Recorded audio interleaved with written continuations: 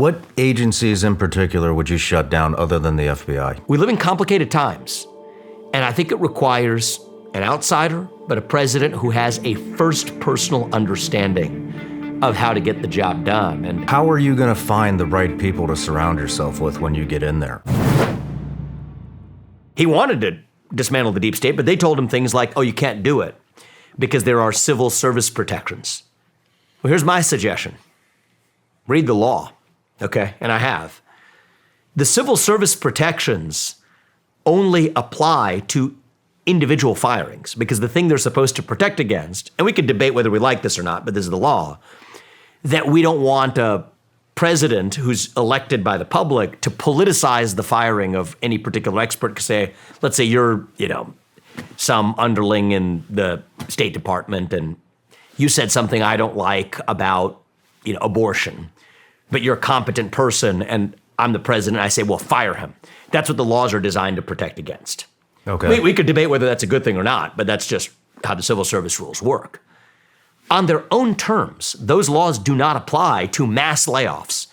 Say I instead come in and want to say that I want to lay off 75% of the people or shut down this agency. The civil service protections don't apply to that on the terms of their own law. So you have Trump, the people around him basically did not want him to do the things he wanted to do. So they tell him, oh, no, the civil service protections stop you from those firings. How about actually go into the root original purpose and then read the law and actually say, all right, well, how about just a mass firing? And mass layoffs are absolutely what I am bringing to the Washington, D.C. federal bureaucracy. Take some other laws, the 1977 Presidential Reorganization Act.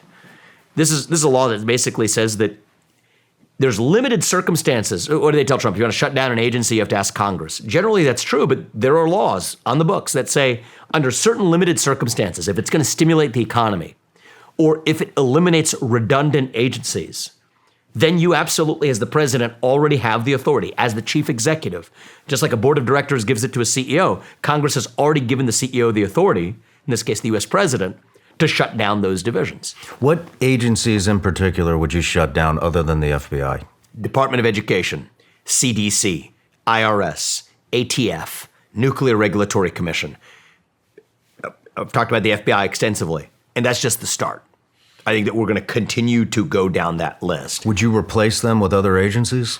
In certain cases, yes. In certain cases, no. So if you want to talk about the FBI, maybe we can, since let's talk about the FBI. Some sort of shared interest there, and it's topical right now when we're having this conversation. So in the FBI's case, I would shut it down. I wouldn't build something else to take its place, but I would make good judgments on how we still carry out the functions that we need to have carried out without a corrupt bureaucracy in the middle. So at the local level, let's just start there. You have local police and local prosecutors. Mm-hmm. You don't have a separate investigative bureaucracy sitting in between. Well, at the federal level, you've got U.S. prosecutors and you've got the U.S. Marshals. We have this separate bureaucracy built in the legacy of J. Edgar Hoover sitting in between. That's part of the problem. Excuse me. So I want to go deep on this. There's 35,000 some odd employees at the FBI. 15,000 of them are doing good, honest work. They're generally the investigators on the front line, the agents on the front line.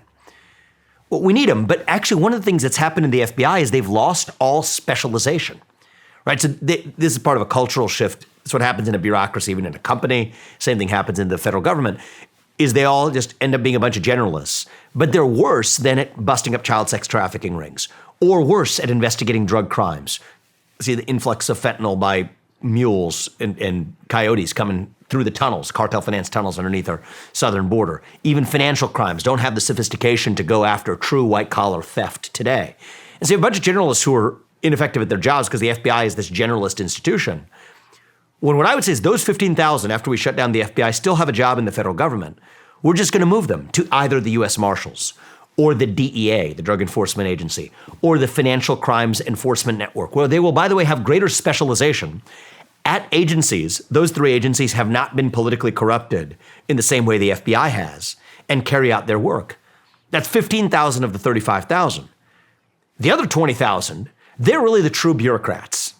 And that's the source of the politicization. That's the source of the rot. It's almost not even their fault because if you have, it's just a law of human nature. This happens at the U.S. Federal Reserve too, which I can talk about in a second. When you have a bunch of people who are showing up to work who should have never had that job in the first place. The biggest problem isn't just their headcount costs. That's a problem too. But it's the fact that when they're supposed to show up to, when they show up to work when they're not supposed to, they find things to do, right? That's actually more damaging. So those 20,000 people are going to be sent home and they have to find honest work in the private sector. Truth is, we have more private sector jobs today than we do have people in this country. So this could be good for our economy, good for lifeblood. It might even be good for them to get back into the real world, understand what honest work looks like. Yeah. But when I say shut down the FBI, and since I've been saying this, I'm grateful that other candidates have now taken this on, and that's great, but we live in a moment where it takes a president who isn't a parrot for somebody else's slogans, be it another candidate or be it a political consultant class or a mega donor. We live in complicated times, and I think it requires an outsider, but a president who has a first personal understanding of how to get the job done. And that's what called me into this. I didn't think I was going to be running for president right now. A year ago, if you told me this is what I'd be doing right now, I'd say you were nuts, and that sounds like a sharp poke in the eye. But the reality is, I don't think we have 20 years to work with as a country. I don't think we're done yet. I think we still have an opportunity to say we are on our way up. Okay, maybe we have some bumps along the way, but that we're still just a little young, going through our own version of adolescence, our teenage years, figuring out who we're going to be. That's the optimistic way I'd like to see it, and I think it can be so. But if we wait another 20 years, I think that's the ball game, and I think right now we live in a moment where it's going to take a unique combination of traits to see this through and get that job done. And a standard professional politician is just not going to be able to do it. They're wired in the way they are for a reason. It's going to take someone coming in from the outside. How are you going to find the right people to surround yourself with when you get in there? I mean, Yeah. we know Trump had a hell of a time with that. Yeah, so look, I mean, first of all, I want to say I think Trump was an excellent president. I think that the fact that there's a bunch of people that would rather see me bashing the guy who I think was probably the best president of the 21st century, definitely the best president of the 21st century, and whose election over Hillary Clinton in 2016 was probably the single most important political event of my lifetime. No, I'm not going to sit here and bash him. I respect him and his legacy, and I think we got to carry that forward. But I will also learn from the areas where he fell short. That's what I'll say, is maybe if I was in his position back in 2016, I would have done the same thing. But this isn't about me or him. It's about the country, right? And so building on that foundation, one of the things we have to learn is that it's not a one-man job in the end. You're going to need people who you trust around you. And some of this is just a question of time, right? We're worried about winning an election. You're just not going to have the time to get started on the job in the first years where most of the work actually gets done. And I think this is where one of the big disappointments and the momentum stoppers of Trump, the top one was the fact that his presidency was beset by a false basis impeachment witch hunt that they went on a made-up Russia collusion hoax. But the second thing that was a little bit of an own goal was the air we took out of the balloon when President Trump failed to secure the number one legislative victory he promised on the campaign trail, which was to repeal and replace Obamacare because Congress refused to do it, a Republican-controlled Congress and Senate. And so that took a little bit of the wind out of the sails. And I think he just didn't have the right people around him driving that through. I think it was a failure of execution of the people who reported into him. So that's a long way of saying we're already starting. You're already identifying people. Absolutely. So I spent the first 3 months, there's a big team that worked on this for us, identifying, first of all, the federal judges. Because those, when we get into office, we can't waste time on that. We got to get those judicial appointments right all the way through, especially coming off the heels of a Biden administration that rolled back some of the good that happened, much of the good that happened on the appeals courts and the district courts under Trump. So we're already ready to go with that. I've published my list of appellate court nominees, of prospective Supreme Court nominees, and so we're already rolling. That train has already left the station. That's out there. Now we're moving to other positions in the federal government. And one of the temptations, Shawn, is to focus on the cabinet level positions, because that's what will get headlines during a campaign. And let's be honest, we have a campaign yet to win, right? But if we're really also focusing on the actual substance, the more important positions are positions like the Office of Personnel Management, OPM, the HR department of the executive branch. the Office of Management and Budget, OMB. It's like the CFO of the executive branch, the CFO of the government. These are positions that don't grab headlines. But if you're talking about ultimately dismantling the administrative state, and that's what I'm going in to do, the plumbing is what matters. And the people in those positions, Shawn, in those positions too, for me, are going to have to be bulldogs that are unidirectionally implementing my vision for reducing the federal employee headcount by over 75%, rescinding most federal regulations, which I believe are unconstitutional because they didn't go through Congress. And I think this is also one of the areas where I can learn from the Trump experience, where he put people in those roles who ended up being ambassadors for the deep state back to the president and explaining all the reasons why you couldn't do things. In the OPM and OMB roles, no. I want bulldogs, people who are my ambassador to the administrative state and will see this through and stop at nothing and break walls and break glass until they get the thing done.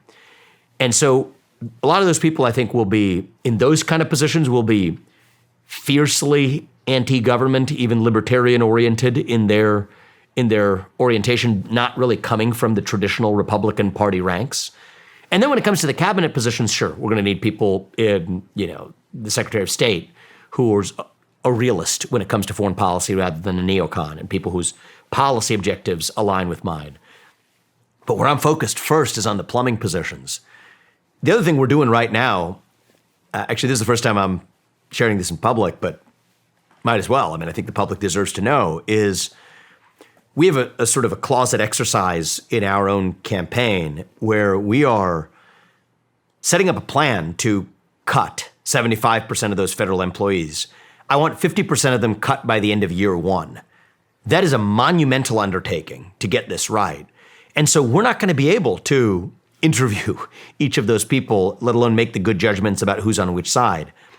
So I'm working with a team of people from the business world, from the investment world, from the venture capital world, from the world of psychology, from the world of organizational behavior, and also with experience in government, to put together large-scale screening tests on multiple attributes, not just competence, but even more importantly, psychological attributes, work ethic attributes, perspectives on the Constitution, restraint of someone who believes whether or not they should be more restrained or whether or not they should be more expansive in the roles that they carry out in the federal government. By about February of next year, I think we will be in a position to put out our screening filter. And then by March 1 next year, we're already going to have that team in motion, ready to hit the ground running when I take over by the following January 20th, 2025. That's not the start line. We have a running start to that start line. And I think that that's what it's going to take to be able to see this through and get that job done. Well, that was actually my next question, is if you have an estimation on how long it would take to complete this. Sounds like the majority of it would be done in year one. Yes. And I think the reality is, history teaches this to us. By year two, you're bogged down in your legislative priorities. And so this is one of the things that I'm doing a little bit differently than pretty much every president in modern history. Hey everybody, I'm Shawn Ryan. Click here to subscribe to the Shawn Ryan Show YouTube channel for the hottest and most compelling interviews that you will not see anywhere else. I've also made a playlist of all the previous SRS episodes so they're easy to find. You can find that right here.